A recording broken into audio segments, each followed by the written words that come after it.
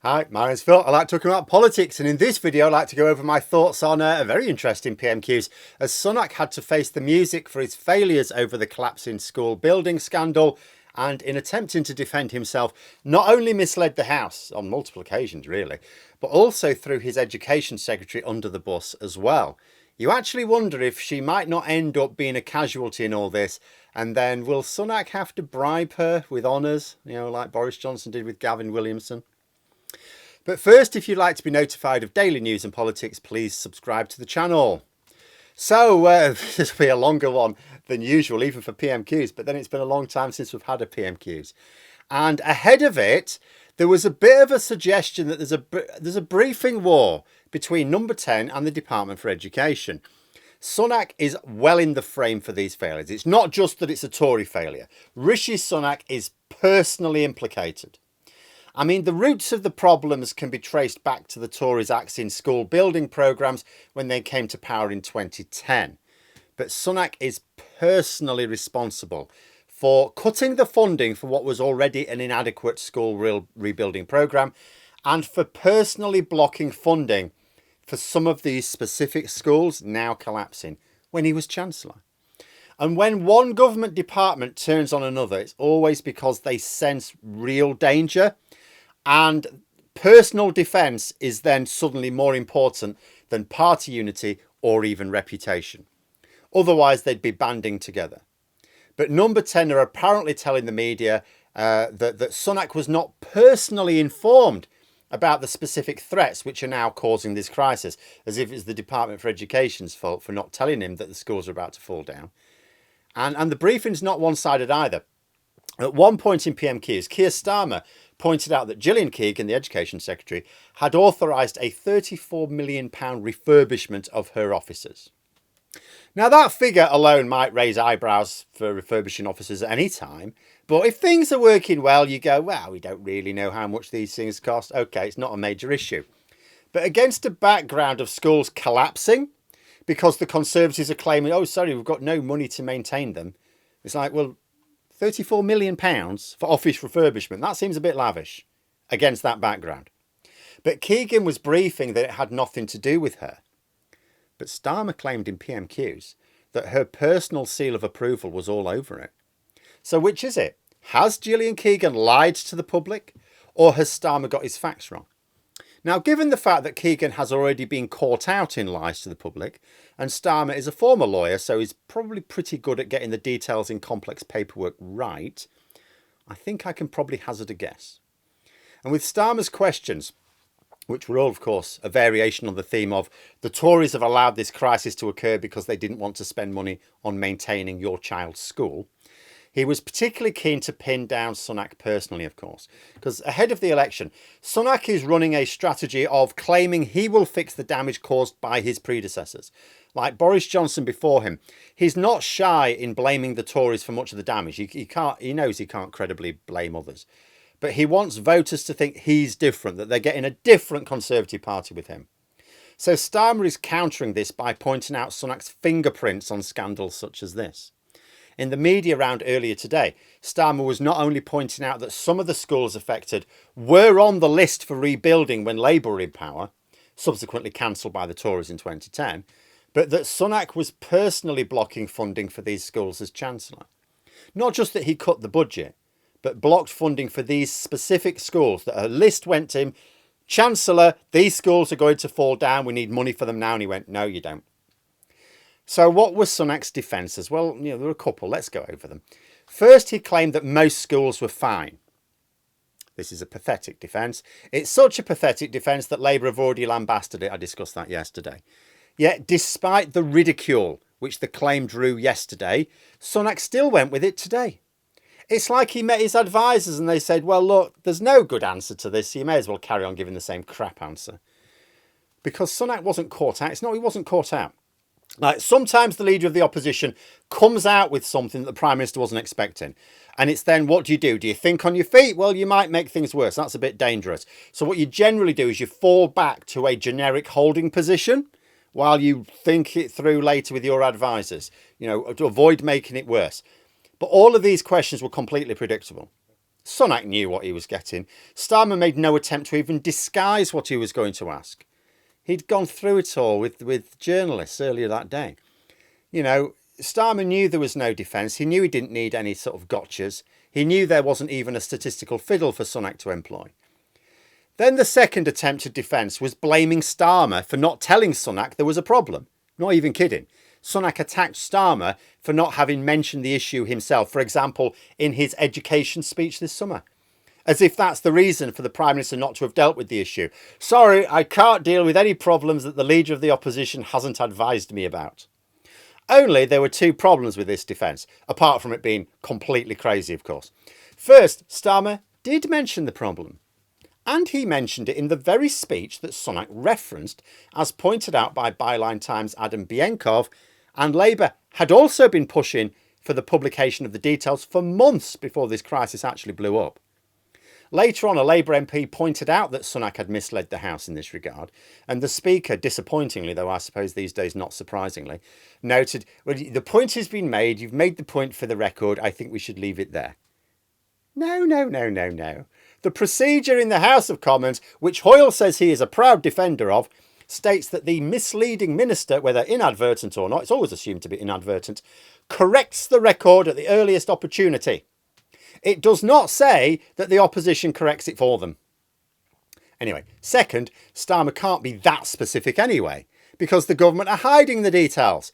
All Starmer can describe is what is a matter of public knowledge, and it only becomes public knowledge when the maths department falls on top of the art department. At one point, Sunak said, oh, the reason why you're able, talking to Starmer, the reason why you're able to name some of these specific schools is because we have published the details. Only after they fell down, only after the local news were reporting on it, at that point, it was a little bit hard to disguise the fact that the school was in trouble. It was in pieces. They're still hiding the ones that haven't fallen down yet. Besides, Sunak is making another fundamental political error here. Politics is very much a blame game. Of course it is, especially around election time. But when there's a real emergency, like a real emergency, the public aren't interested in blame. They want to know what politicians are going to do about it. Note how Starmer was very selective in his criticism of the Tories during the most intense period of COVID. He was careful to point out their obvious failures without making it seem that he was hammering them on every little thing, even though justifiably he could have done, but he would then have looked like he was trying to jam a spanner into the national effort to confront a crisis. So he had to be selective. Similarly with Ukraine. When it comes to the national effort, he's careful not to be seen as carping from the passenger seat. But Sunak doesn't get this. The crisis is happening now, and it is a crisis. And the public want to hear from him how he's going to fix it. Kids are being taught in the main hall or sheds because classrooms are in ruins. What's he going to do about it? If he's going to try blaming Labour for it, at least say what he's going to do to fix it. Oh, this problem that Labour caused somehow, even though they haven't been in government for over 13 years. I'm going to fix it like this, though, you see. But no, what does he say? Oh, caseworkers. Oh, your school is now a pile of rubble? Never mind, here's a caseworker for you. The public are watching this in horror. First of all, Sunak is not going to credibly blame Labour for this. Second, the public want results, not finger pointing. Now, before I go on to the way Sunak mangles Stephen Flynn's questions for the SNP, I want to point a couple of other things out. This is from quite early on, basically at the start. First of all, Sunak attempted a preamble where he joyfully tried to get a few attacks in before Starmer even asked anything. There were a couple of points during PMQs, well, a few, I suppose, where he got up all smiling. And the thing is, you think, okay, that's a tactic. That's a tactic. But the thing about trying to look mirthful in these exchanges is you're attempting to project an image of confidence that you've got your opponent beaten before they even begin. Oh, I've got him. Oh, Starmer's made right full of himself there. I'm full of myself. I'm very happy, you see. But the facade falls away somewhat when the people around you, your top team, look like they're attending their own funeral. The mismatch between Sunak's feigned expression and the fed-up looks of his senior cabinet ministers tell us a story. Second, not only was Starmer's pleas look more obviously genuine, because it was mirrored by his colleagues, but he immediately made Sunak look very shabby before even mentioning schools. when Starmer got up to speak for the first time, he echoed Sunak's, thoughts on a few matters, and then he welcomed the new Labour MP for Selby and Aintree to the chamber after the by-elections before summer.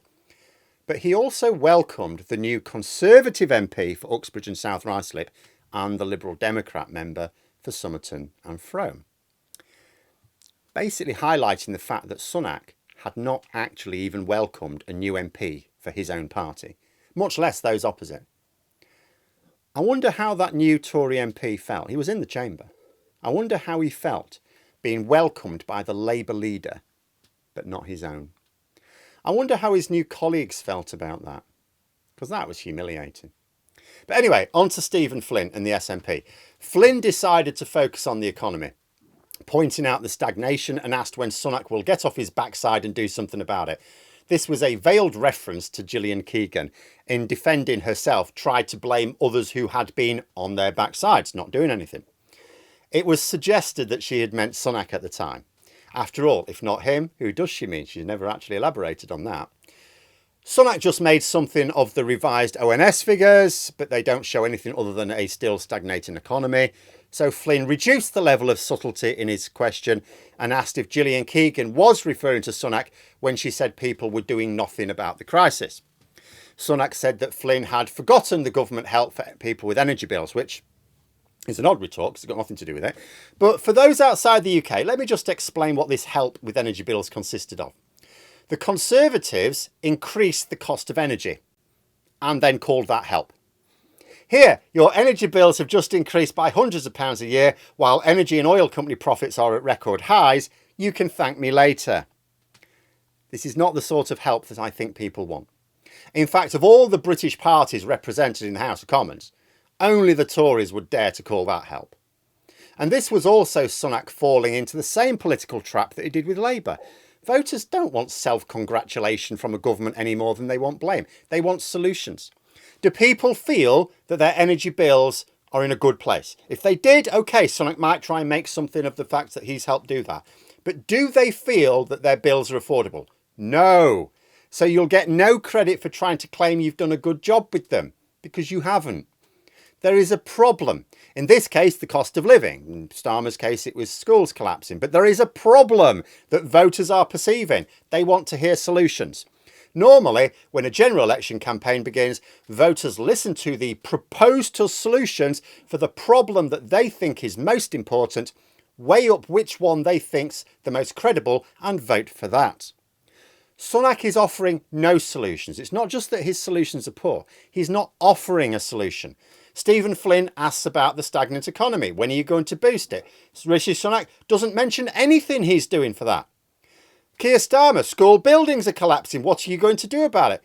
Caseworker. He's blaming others for deadly disasters. Daily deadly disasters, if you like your alliteration. And like his education secretary, he's asking for thanks for... what exactly? What does he think the public have to thank him for? If he was to go down a high street and ask a general member of the public, what would you like to thank me for?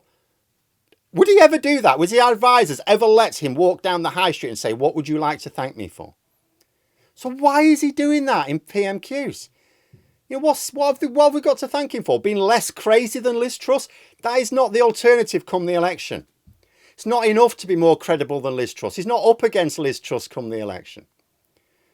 But as polling has consistently shown during his 10 months as Prime Minister, the public have never believed that he's more credible than Keir Starmer, which is who he is up against. And they're even less inclined to believe it now that he's had nearly a year in the job with no problems fixed and only new ones added to the in tray.